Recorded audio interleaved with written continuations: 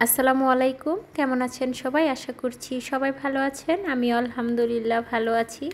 তো বরাবরের মতো আবারও চলে আসলাম আরও একটি নতুন রেসিপি নিয়ে। এর মধ্যে একটি না দুটো রেসিপি আছে। এখানে হচ্ছে আমি রুই মাছের মাথা দিয়ে মুড়িঘণ্ট করেছি, তো সেই ভিডিওটাই আপনাদের সাথে শেয়ার করব।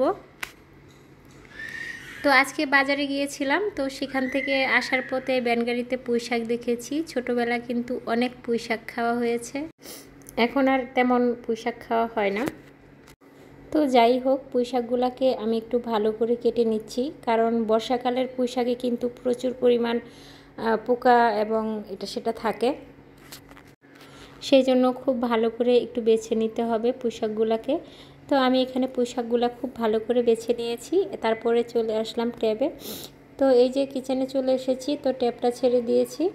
এদিক দিয়ে কিন্তু আমার ট্যাপটা পড়ে যাচ্ছে, আর এখানে আমার ছেলে পানি খাবে, তো সেই জন্য আমি গ্লাসটাও একটু খোলায় দিয়েছি, মানে ধুয়ে দিয়েছি। এদিক দিয়ে কিন্তু আমি পুঁইশাকটা একটু ভালো করে এখানে বেশি পরিমাণ পানি নিয়ে আমি ধুয়ে দিব। এই শাকগুলোকে একটু ভালো করে ধুইতে হবে, তারপর একটা একটা করে শাক ধুয়ে নিব।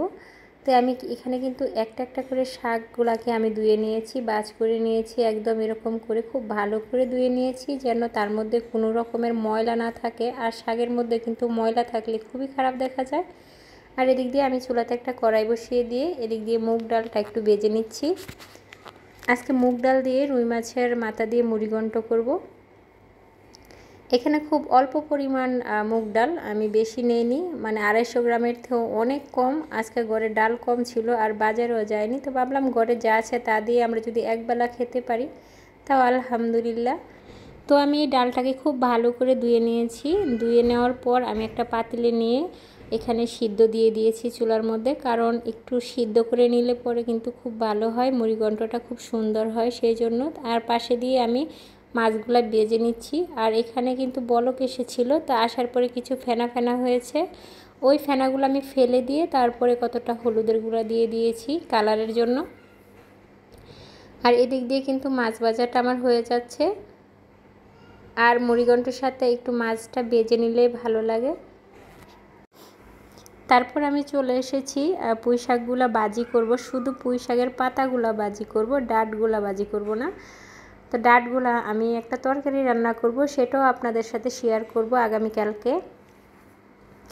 তো প্রথমে আমি পুঁইশাকগুলোকে ভালো করে কুচিয়ে নিচ্ছি। এই কুচানো পুঁইশাক ভাজি কিন্তু খুব ভালো লাগে, ছোটোবেলা কিন্তু অনেক খেয়েছি এরকম কুচানো পুঁইশাক ভাজি, কিন্তু এখন আর এরকম পুঁইশাক ভাজি খাওয়া হয় না। এখন তো শুধু আমরা ওই যে চিংড়ি মাছ দিয়ে ঝুল করে খাই, চিংড়ি মাছ দিয়ে চচ্চড়ি করে খাই, এভাবে কিন্তু আমরা ভাজি করে খাই না। তো অনেক দিন পরে ভাবলাম যে একটু আগের ছোটোবেলা যেরকম খেয়েছি ওরকম একটু ভাজি করলে কেমন হয়, তো সেই জন্য আমি পাতাগুলোকে আলাদা করে নিয়ে কুচিয়ে নিয়েছি। আর এদিক দিয়ে কিন্তু আমি এই মাছ ভাজার তেলের মধ্যে আমি পুঁইশাকগুলো ভাজি করে নিব। এখানে আমি কিছুটা রসুন কুচি দিয়ে দিয়েছি, পেঁয়াজ কুচি আর কাঁচামরিচ ফালি করে দিয়ে দিয়েছি। তারপরে আমি এই রসুন পেঁয়াজ এবং কাঁচামরিচকে খুব ভালো করে ভেজে নিব, আর তার মধ্যে আরও একটু তেল অ্যাড করে দিয়েছি, কারণ এখানে তেলের পরিমাণ খুব কম ছিল সেই জন্য। আর আমার এদিক দিয়ে খুব ঠান্ডা লেগে গেছে কেন হঠাৎ করে জানি না, ডাস্ট অ্যালার্জির জন্য মনে হয় গলাটা ভেঙে গেছে, ভয়েস দিতে পারতেছে না কিছুতেই, খালি কাশি উঠতেছে। তো সেই জন্য কিছুক্ষণ পর পর মানে ভয়েস অফ করে দিয়ে মানে ভয়েস দিচ্ছি। তো এদিক দিয়ে আমি পুঁইশাকগুলো দিয়ে দিচ্ছি, আর পেঁয়াজ রসুন কিন্তু খুব ভালো করে ভেজে নিয়েছি। আর এইভাবে ভাজি কিন্তু সিরিয়াসলি খুব ভালো হয়, আপনারা করে খেতে পারেন। আর যারা খেয়েছেন তারা তো জানেন যে কেমন লাগে এই ভাজিটা। তো আপনারা তো জানেন পুঁইশাক কিন্তু অনেক অ্যালার্জি পুঁইশাকের মধ্যে, সেই জন্য পুঁইশাকটা খাওয়া হয় না, খুব কমই খাওয়া হয় পুঁইশাক। তো আজকে কিন্তু ব্যানগাড়িতে পেয়ে গেছি পুঁইশাক, আর দেখে মনে চলো যে একটু খেয়ে নেই, সেই জন্য পুঁইশাক নিয়ে আসলাম। আর এখানে কিন্তু আমি লবণ দেওয়া অফ ছিল, তো আমি লবণটা দিয়ে দিলাম পরিমাণ মতন। আর এই দেখুন পুঁইশাক কিন্তু আমার একদম মিশে গেছে, মানে পানি ছেড়ে দিয়েছে পুঁইশাক থেকে। এখন একটু আমি ভালো করে ভাজা ভাজা করে নিব পুঁইশাকটা। তো দেখুন আমি এরকম করে ভাজা ভাজা করে নিয়েছি, তো এখানে আমি আরও একটু ভাজবো।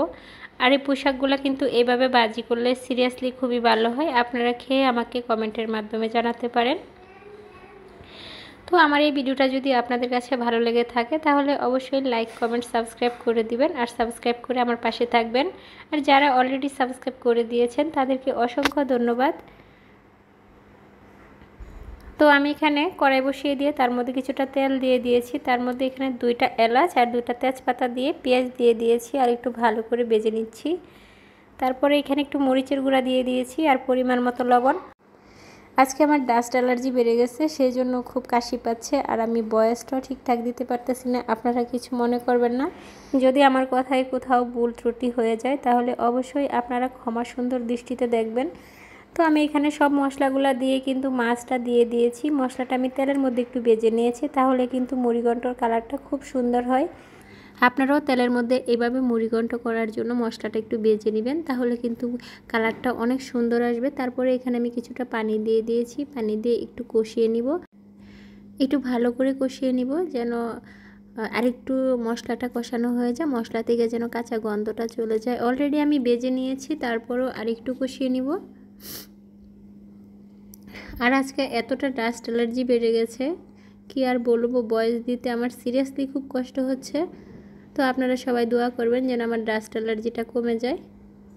এটা কিছুক্ষণের মধ্যেই কমে যাবে। আর এদিক দিয়ে কিন্তু আমি মাছটা একটু ভালো করে কষিয়ে নিয়েছি। এখন আমি এর মধ্যে ডালটা দিয়ে দিব। তো ডালটা দেওয়ার পরে আমার আর বেশিক্ষণ রান্না করতে হবে না, কারণ যেহেতু ডালটা অনেকটাই সিদ্ধ হয়ে গেছে। আর এর চেয়ে বেশি যদি রান্না করতে যাই তাহলে কিন্তু ডালটা আরও গলে যাবে, খেতে একদমই ভালো লাগবে না। তো আমি এখানে বেশি না 5-10 মিনিট রান্না করে নিব। আর আমি মাছের মাথাগুলো ভাঙবো না, এরকম আনামানামি থাকবে। ডাল কিন্তু খেতে খুব ভালো হয়। আর এই দেখুন আমার ডালটা কিন্তু খুব সুন্দর হয়ে গেছে।